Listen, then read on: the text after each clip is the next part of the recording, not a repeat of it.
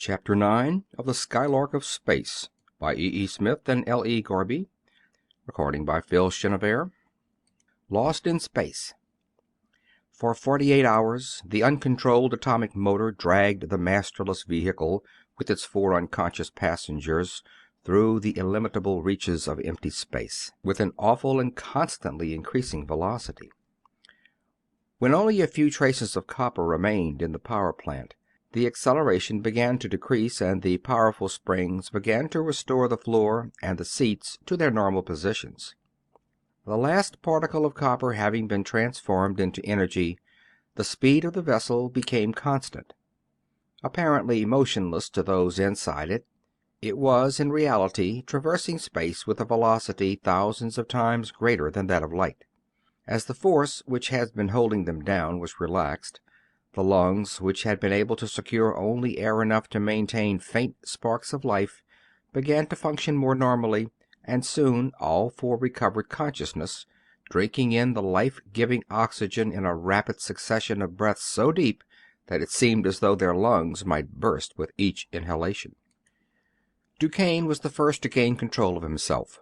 His first effort to rise to his feet lifted him from the floor, and he floated lightly to the ceiling, striking it with a gentle bump and remaining suspended in the air. The others, who had not yet attempted to move, stared at him in wide-eyed amazement. Reaching out and clutching one of the supporting columns, he drew himself back to the floor and cautiously removed his leather suit, transferring 2 heavy automatic pistols as he did so. By gingerly feeling of his injured body, he discovered that no bones were broken, although he was terribly bruised. He then glanced around to learn how his companions were faring. He saw that they were all sitting up, the girls resting, Perkins removing his aviator's costume. "Good morning, Dr. Duquesne. What happened when I kicked your friend?" Duquesne smiled. "Good morning, Miss Vanneman. Several things happened.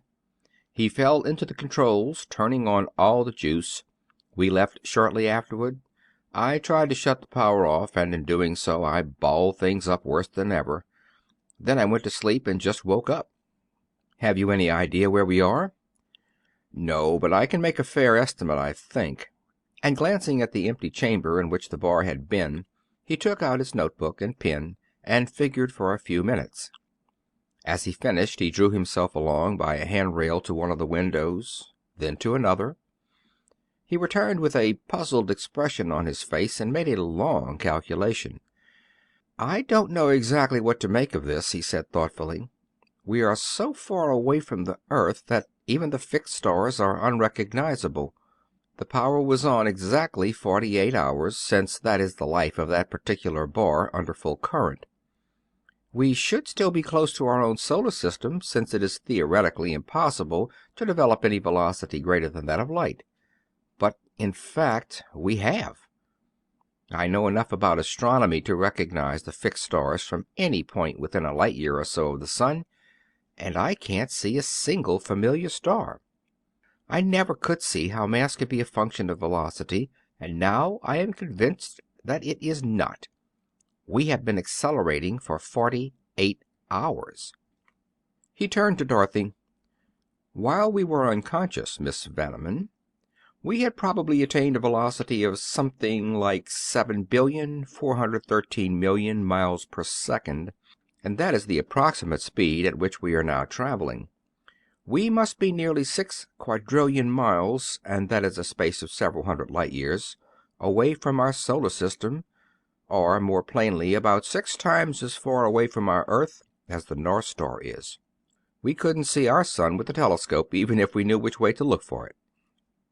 At this paralyzing news, Dorothy's face turned white, and Margaret Spencer quietly fainted in her seat. "Then we can never get back?" asked Dorothy slowly. At this question, Perkins' self-control gave way, and his thin veneer of decency disappeared completely. "You got us into this whole thing!" he screamed, as he leaped at Dorothy with murderous fury gleaming in his pale eyes, and his fingers curved into talons. Instead of reaching her, however, he merely sprawled grotesquely in midair, and Duquesne knocked him clear across the vessel with one powerful blow of his fist. "Get back there, you cowardly cur," he said evenly. "Even though we are a long way from home, try to remember you're a man at least. One more break like that, and I'll throw you out of the boat. It isn't her fault that we are out here, but our own. The blame for it is a very small matter anyway. The thing of importance is to get back as soon as possible." "But how can we get back?" asked Perkins sullenly from the corner where he was crouching, fear in every feature. "The power is gone, the controls are wrecked, and we are hopelessly lost in space." "Oh, I wouldn't say hopelessly," returned the other. "I have never been in any situation yet that I couldn't get out of, and I won't be convinced until I am dead that I can't get out of this one. We have 2 extra power bars. We can fix the board, and if I can't navigate us back close enough to our solar system to find it, I am more of a dub than I think I am. How about a little bite to eat?" "Show us where it is," exclaimed Dorothy. "Now that you mention it, I find that I am starved to death." Duquesne looked at her keenly. "I admire your nerve, Miss Vanneman. I didn't suppose that animal over there would show such a wide streak of yellow, but I was rather afraid that you girls might go to pieces." "I'm scared blue, of course," Dorothy admitted frankly, "but hysterics won't do any good, and we simply must get back." "Certainly we must, and we will," stated Duquesne calmly. "If you like, you might find something for us to eat in the galley there, while I see what I can do with this board that I wrecked with my head. By the way, that cubbyhole there is the apartment we reserved for you 2 ladies. We are in rather cramped quarters, but I think you will find everything you need." As Dorothy drew herself along the handrail toward the room designated, accompanied by the other girl, who, though conscious, had paid little attention to anything around her, she could not help feeling a thrill of admiration for the splendid villain who had abducted her. Calm and cool, always master of himself, apparently paying no attention to the terrible bruises which disfigured half his face, and doubtless half his body as well, she admitted to herself that it was only his example which had enabled her to maintain her self-control in their present plight. As she crawled over Perkins's discarded suit, she remembered that he had not taken any weapons from it. After a rapid glance around to assure herself that she was not being watched, she quickly searched the coat, bringing to light not 1 but 2 pistols, which she thrust into her pocket. She saw with relief that they were regulation army automatics, with whose use she was familiar from much target practice with Seaton. In the room, which was a miniature of the one she had seen on the Skylark, the girls found clothing, toilet articles, and everything necessary for a long trip. As they were setting themselves to rights, Dorothy elected to stay in her riding suit. The girls surveyed each other frankly, and each was reassured by what she saw.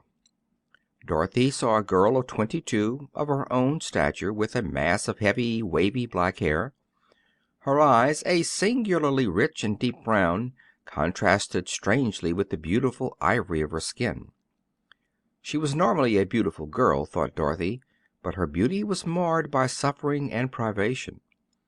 Her naturally slender form was thin, her face was haggard and worn. The stranger broke the silence.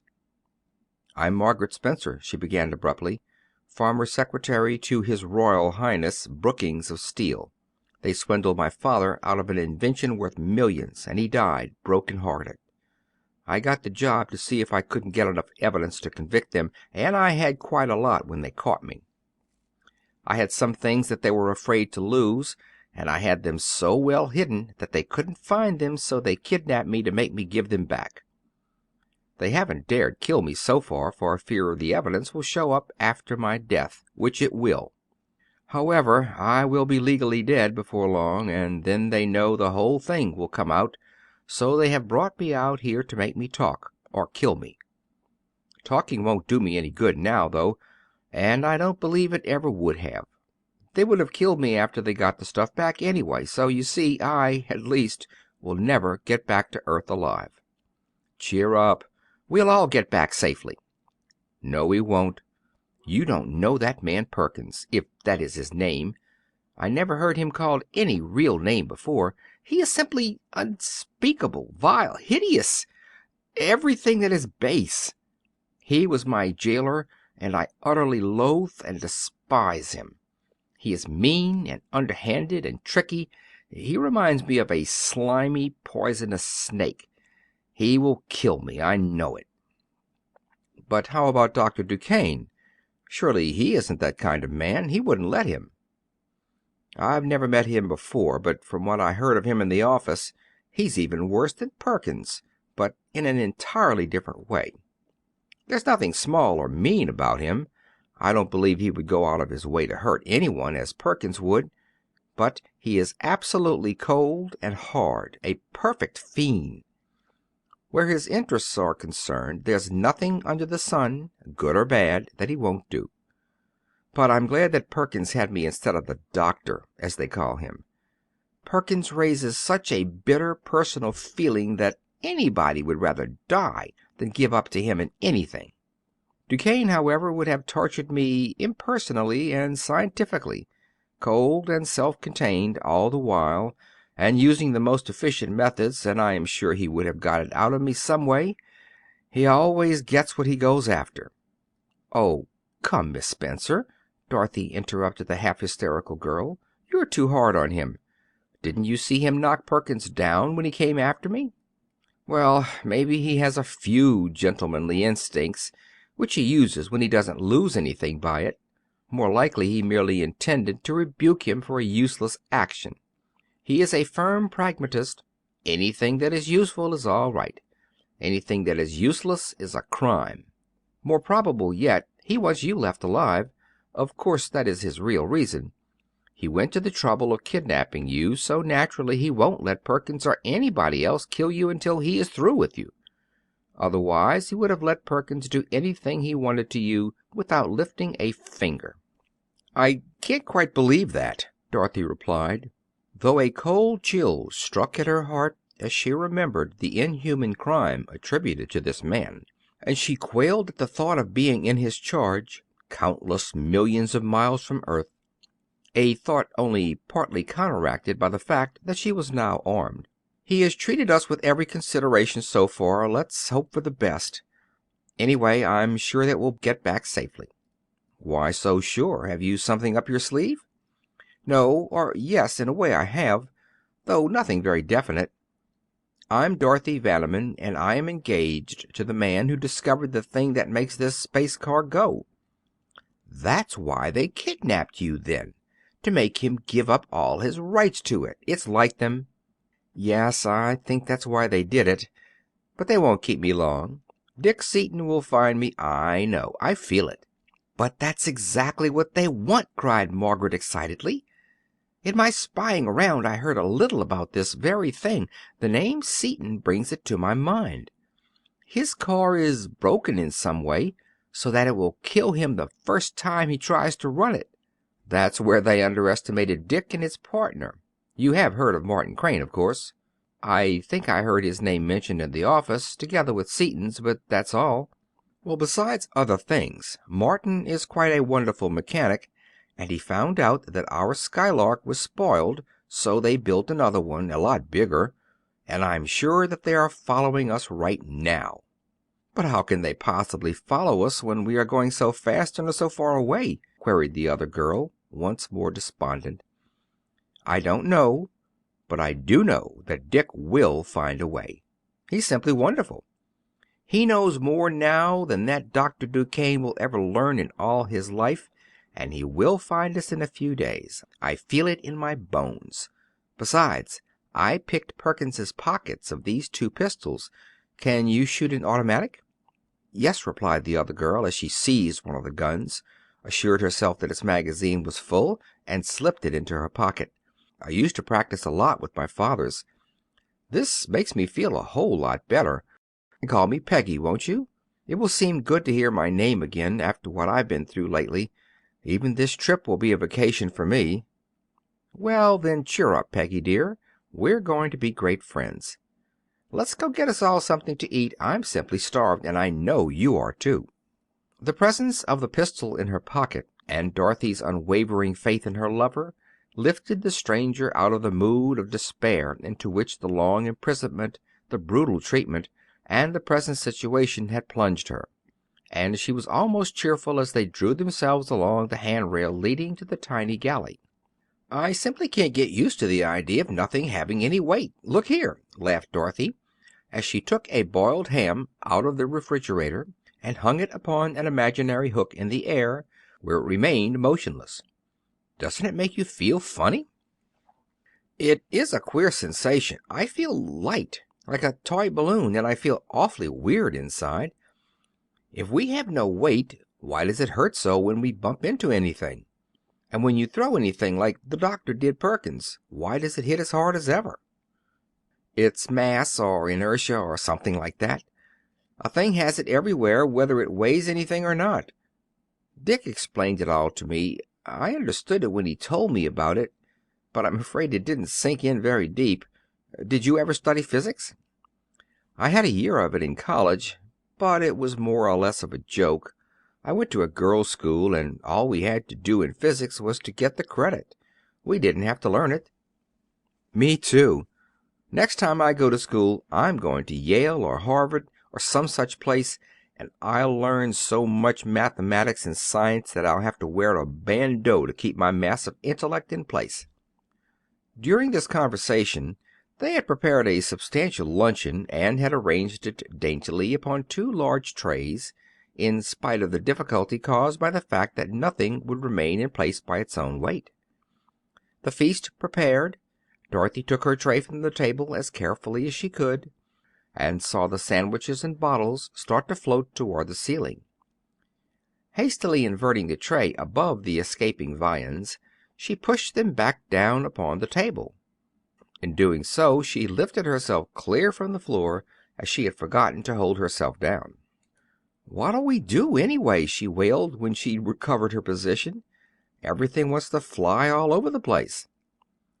"Put another tray on top of it and hold them together," suggested Margaret. "I wish we had a bird cage. Then we could open the door and grab a sandwich as it flies out." By covering the trays, the girls finally carried the luncheon out into the main compartment, where they gave Duquesne and Perkins one of the trays, and all fell to eating hungrily. Duquesne paused with a glint of amusement in his one sound eye as he saw Dorothy trying to pour ginger ale out of a bottle. "It can't be done, Miss Vanderman. You'll have to drink it through a straw. That will work, since our air pressure is normal. Be careful not to choke on it, though. Your swallowing will have to be all muscular out here. Gravity won't help you. Or wait a bit, I have the control board fixed, and it will be a matter of only a few minutes to put in another bar and get enough acceleration to take the place of gravity." He placed one of the extra power bars in the chamber, and pushed the speed lever into the first notch, and there was a lurch of the whole vessel as it swung around the bar so that the floor was once more perpendicular to it. He took a couple of steps, returned, and advanced the lever another notch. "There, that's about the same as gravity. Now we can act like human beings and eat in comfort." "That's a wonderful relief, Doctor," cried Dorothy. "Are we going back toward the earth?" "Not yet. I reversed the bar, but we will have to use up all of this one before we can even start back. Until this bar is gone, we will merely be slowing down." As the meal progressed, Dorothy noticed that Duquesne's left arm seemed almost helpless, and that he ate with great difficulty because of his terribly bruised face. As soon as they had removed the trays, she went into her room, where she had seen a small medicine chest, and brought out a couple of bottles. "Lie down here, Dr. Duquesne," she commanded. "I'm going to apply a little first aid to the injured. Arnica and iodine are all I can find, but they'll help a little." "I'm all right," began the scientist, but at her imperious gesture he submitted, and she bathed his battered features with the healing lotion and painted the worst bruises with iodine. "I see your arm is lame. Where does it hurt?" "Shoulder's the worst. I rammed it through the board when we started out." He opened his shirt at the throat and bared his shoulder, and Dorothy gasped, as much at the size and power of the muscles displayed as at the extent and severity of the man's injuries. Stepping into the galley, she brought out hot water and towels, and gently bathed away the clotted blood that had been forced through the skin. "Massage it a little with the arnica as I move the arm," he directed coolly, and she did so, pityingly. He did not wince, and made no sign of pain, but she saw beads of perspiration appear upon his face, and wondered at his fortitude. "That's fine," he said gratefully as she finished, and a peculiar expression came over his face. "It feels 100% better already. But why do you do it? I should think you would feel like crowning me with that basin instead of playing nurse." "Efficiency," she replied with a smile. "I'm taking a leaf out of your own book. You are our chief engineer, you know, and it won't do to have you laid up." "That's a logical explanation, but it doesn't go far enough," he rejoined, still studying her intently. She did not reply, but turned to Perkins. "How are you, Mr. Perkins? Do you require medical attention?" "No," growled Perkins from the seat in which he had crouched immediately after eating. "Keep away from me, or I'll cut your heart out." "Shut up," snapped Duquesne. "Remember what I said?" "I haven't done anything," snarled the other. "I said I would throw you out if you made another break," Duquesne informed him evenly, "and I meant it. If you can't talk decently, keep still. Understand that you are to keep off Miss Vanneman, words and actions. I am in charge of her, and I will put up with no interference whatever. This is your last warning." "How about Spencer, then?" "I have nothing to say about her. She's not mine," responded Duquesne with a shrug. An evil light appeared in Perkins's eyes, and he took out a wicked-looking knife and began to strop it carefully upon the leather of the seat, glaring at his victim the while. "Well, I have something to say," blazed Dorothy, but she was silenced by a gesture from Margaret, who calmly took the pistol from her pocket, jerked the slide back, throwing a cartridge into the chamber, and held the weapon up on one finger, admiring it from all sides.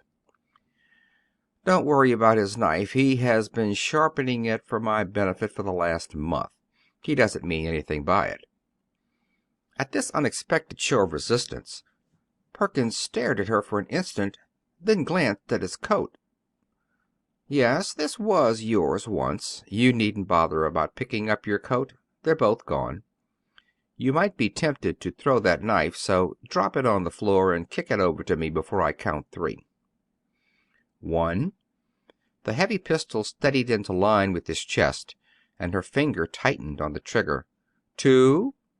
He obeyed, and she picked up the knife. He turned to Duquesne, who had watched the scene unmoved, a faint smile upon his saturnine face. "Doctor," he cried, shaken with fear, "why don't you shoot her, or take that gun away from her? Surely you don't want to see me murdered?" "Why not?" replied Duquesne calmly. "It is nothing to me whether she kills you or you kill her. You brought it on yourself by your own carelessness. Any man with brains doesn't leave guns lying around within reach of prisoners, and a blind man could have seen Miss Vanneman getting your hardware." "You saw her take them and didn't warn me?" croaked Perkins. "Why should I warn you? If you can't take care of your own prisoner, she earns her liberty as far as I am concerned. I never did like your style, Perkins, especially your methods of handling, or rather mishandling, women. You could have made her give up the stuff she recovered from that ass Brookings inside of an hour, and wouldn't have had to kill her afterward, either." "How?" sneered the other. "If you are so good at that kind of thing, why didn't you try it on Seaton and Crane?" "There are 7 different methods to use on a woman like Miss Spencer, each of which will produce the desired result. The reason I did not try them on either Seaton or Crane is that they would have failed. Your method of indirect action is probably the only one that will succeed. That is why I adopted it." "Well, what are you going to do about it?" shrieked Perkins. "Are you going to sit there and lecture all day?" "I am going to do nothing whatever," answered the scientist coldly. "If you had any brains, you would see that you are in no danger. Miss Spencer will undoubtedly kill you if you attack her, not otherwise. That is an Anglo-Saxon weakness." "Did you see me take the pistols?" queried Dorothy. "Certainly. I am not blind. You have one of them in your right coat pocket now." "Then why didn't you, or don't you, try to take it away from me?" she asked in wonder. "If I had objected to your having them, you would never have got them. If I didn't want you to have a gun now, I would take it away from you. You know that, don't you?" And his black eyes stared into her violet ones with such calm certainty of his ability that she felt her heart sink. "Yes," she admitted finally, "I believe you could. That is, unless I were angry enough to shoot you." "That wouldn't help you. I can shoot faster and straighter than you can, and would shoot it out of your hand. However, I have no objection to your having the gun, since it is no further part of my plan to offer you any further indignity of any kind. Even if you had the necessary coldness of nerve or cruelty of disposition, of which I have one, Perkins the other, and you neither, you wouldn't shoot me now, because you can't get back to the earth without me. After we get back, I will take the guns away from both of you, if I think it desirable. In the meantime, play with them all you please." "Has Perkins any more knives or guns or things in his room?" demanded Dorothy. "How should I know?" indifferently. Then, as both girls started for Perkins's room, he ordered brusquely, "Sit down, Miss Vanderman. Let them fight it out. Perkins has his orders to lay off you. You lay off him.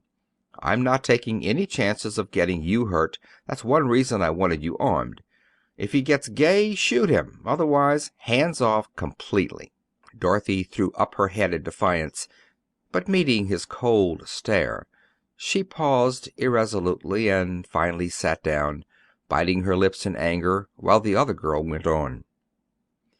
"That's better. She doesn't need any help to whip that yellow dog. He's whipped already.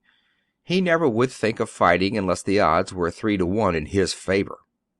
When Margaret had returned from a fruitless search of Perkins's room, and had assured herself that he had no more weapons concealed about his person, she thrust the pistol back into her pocket and sat down. "That ends that," she declared. "I guess you will be good now, won't you, Mr. Perkins?" "Yes," that unworthy muttered. "I have to be, now that you've got the drop on me, and Duquesne's gone back on me. But wait until we get back. I'll get you then, you—" "Stop right there," sharply. "There's nothing I would rather do than shoot you right now, if you give me the slightest excuse, such as that name you were about to call me. Now, go ahead." Duquesne broke the silence that followed. "Well, now that the battle is over, and since we are fed and rested, I suggest that we slow down a bit and get ready to start back. Pick out comfortable seats, everybody, and I'll shoot a little more juice through the bar." Seating himself before the instrument board, he advanced the speed lever slowly, until nearly 3/4 of the full power was on, as much as he thought the others could stand. For 60 hours he drove the car, reducing the acceleration only at intervals, during which they ate and walked about their narrow quarters in order to restore the blood to circulation in their suffering bodies. The power was not reduced for sleep. Everyone slept as best he could. Dorothy and Margaret talked together at every opportunity, and a real intimacy grew up between them. Perkins was for the most part sullenly quiet, knowing himself despised by all the others, and having no outlet here for his particular brand of cleverness. Duquesne was always occupied with his work, and only occasionally addressed a remark to one or another of the party, except during meals. At those periods of general recuperation he talked easily and well upon many topics. There was no animosity in his bearing, nor did he seem to perceive any directed toward himself, but when any of the others ventured to infringe upon his ideas of how discipline should be maintained, Duquesne's reproof was merciless. Dorothy almost liked him, but Margaret insisted that she considered him worse than ever. When the bar was exhausted, Duquesne lifted the sole remaining cylinder into place.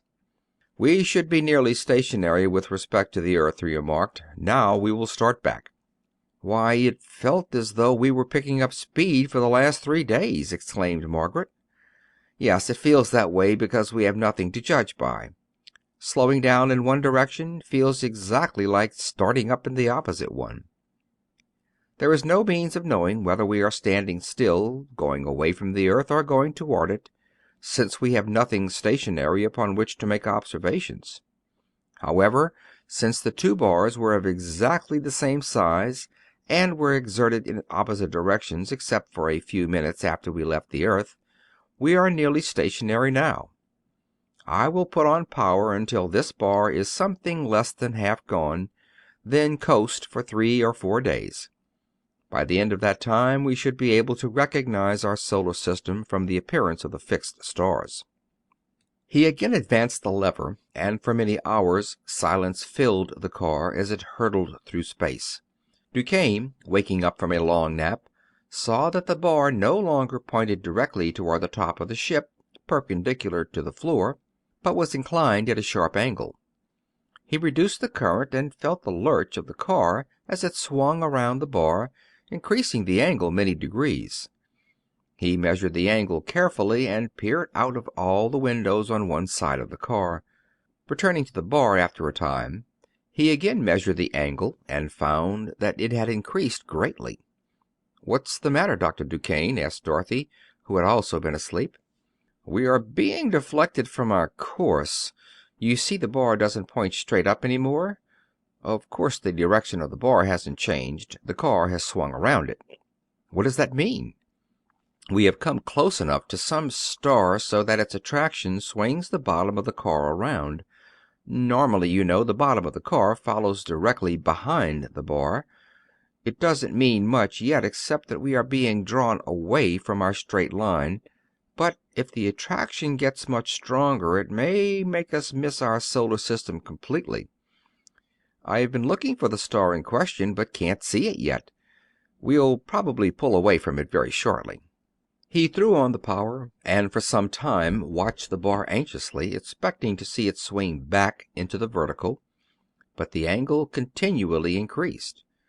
He again reduced the current and searched the heavens for the troublesome body.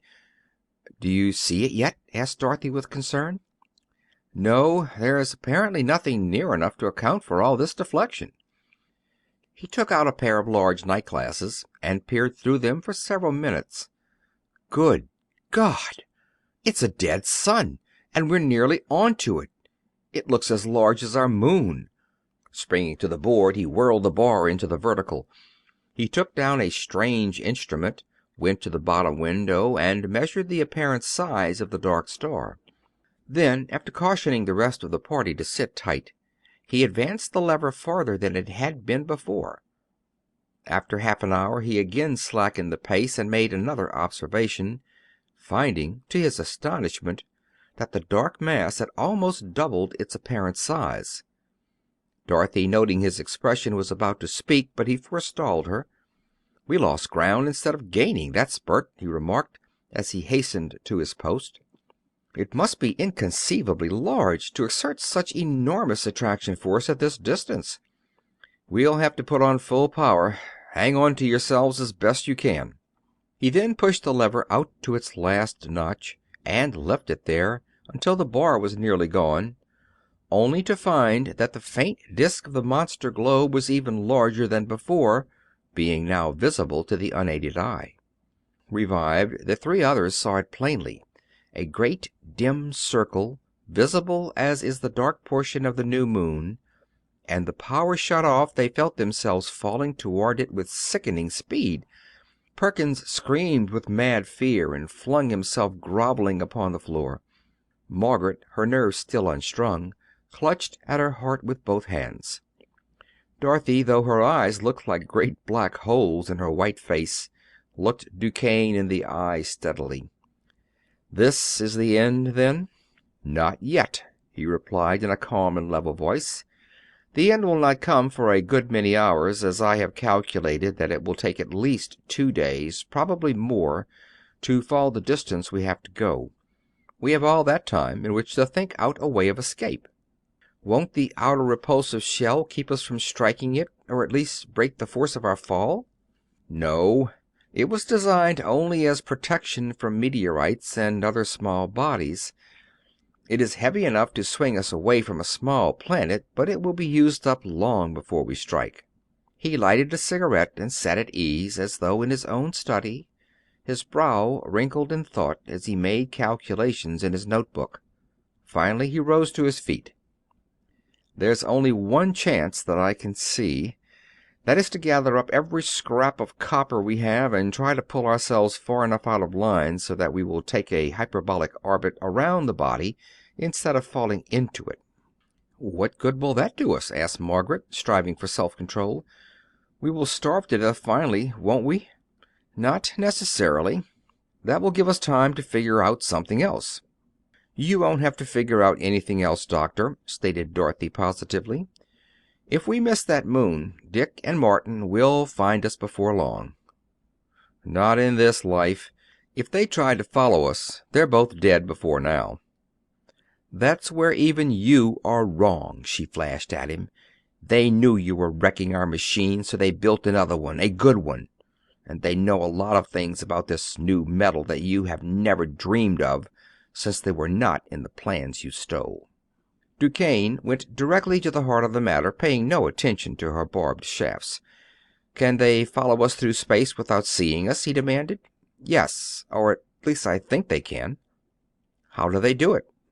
"I don't know. I wouldn't tell you if I did." "You'll tell if you know," he declared, his voice cutting like a knife. "But that can wait until after we get out of this. The thing to do now is to dodge that world."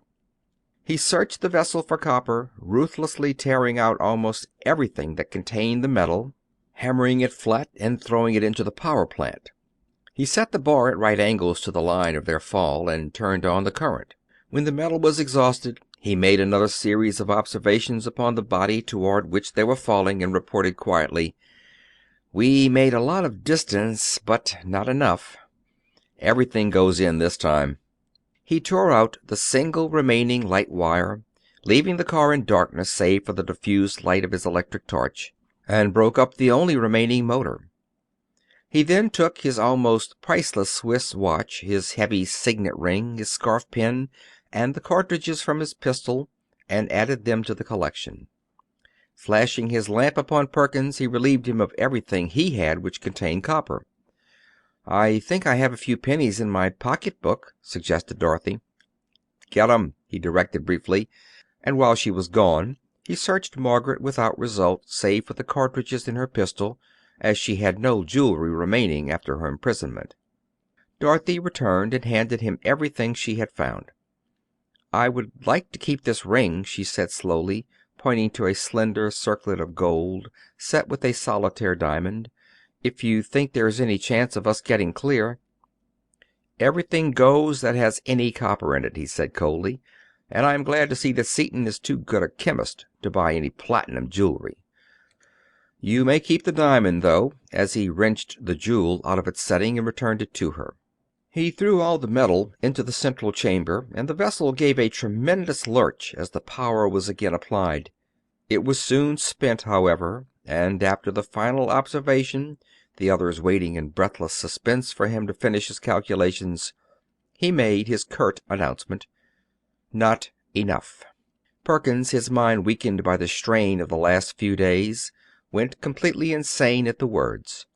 With a wild howl he threw himself at the unmoved scientist, who struck him with the butt of his pistol as he leaped, the mighty force of Duquesne's blow crushing his skull like an eggshell and throwing him backwards to the opposite side of the vessel. Margaret lay in her seat in a dead faint. Dorothy and Duquesne looked at each other in the feeble light of the torch. To the girl's amazement, the man was as calm as though he were safe in his own house, and she made a determined effort to hold herself together. "What next, Dr. Duquesne?" "I don't know. We have a couple of days yet, at least. I'll have to study a while." "In that time Dick will find us, I know." "Even if they do find us in time, which I doubt, what good will it do?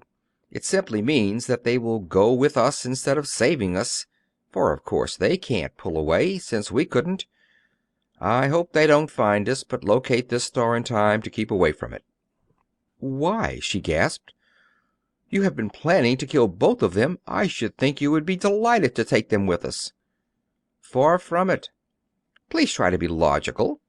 I intended to remove them because they stood in the way of my developing this new metal. If I am to be out of the way, and frankly, I see very little chance of getting out of this, I hope that Seaton goes ahead with it. It is the greatest discovery the world has ever known, and if both Seaton and I, the only two men in the world who know how to handle it, drop out, it will be lost for perhaps hundreds of years. If Dick's finding us means that he must go too, of course I hope that he won't find us, but I don't believe that. I simply know that he could get us away from here." She continued more slowly, almost speaking to herself, her heart sinking with her voice. "He is following us, and he won't stop even if he does see this dead star and knows that he can't get away. We will die together. There is no denying the fact that our situation is critical, but you know a man isn't dead until after his heart stops beating. We have 2 whole days yet, and in that time I can probably dope out some way of getting us away from here." "I hope so," she replied, keeping her voice from breaking only by a great effort.